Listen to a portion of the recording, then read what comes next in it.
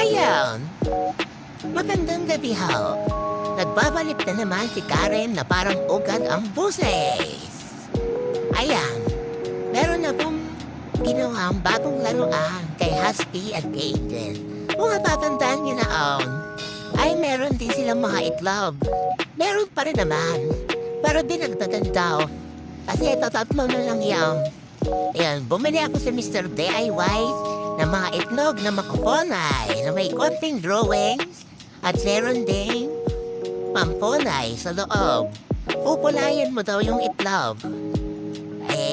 Ewan ko kung pupulayan mo pa. Pero may pampunay siya sa loob. Buksan natin. Buksan natin at nakaabang na ang aking mga bibig. Tara, bubuksan natin. Ayan. Papakita ko sa inyo ang laman. Ayan, marami ang itlog yan. Meron ding pangkulay dahil pwedeng irukulayan ng itlog. Ito, may pangkulay siya. Kukulayan niyo daw ang itlog. Palagay ko dito ay itlog to ng Easter. Easter egg ito, pero gagawin natin siyang tapos sa Easter Sunday basta itlog na lang. Ayan. Pwede mo siyang kulayan ganyan. Kung halimbawa ito. Pero hindi na natin kukulayan yan. Siguro bukas. Kaya mamaya. Yan ang mga itlog. Ay pagkakarabay. Iisang ko. Ay, dalawa pala ang kulay pang. Sana dinamihan nila ang kulay pang. Yan. Tingnan niyo ang itlog. Tingnan niyo ang itlog. Yan.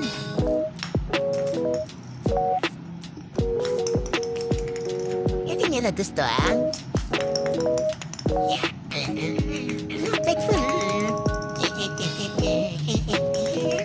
Yan, nilalaro sila ni Daddy.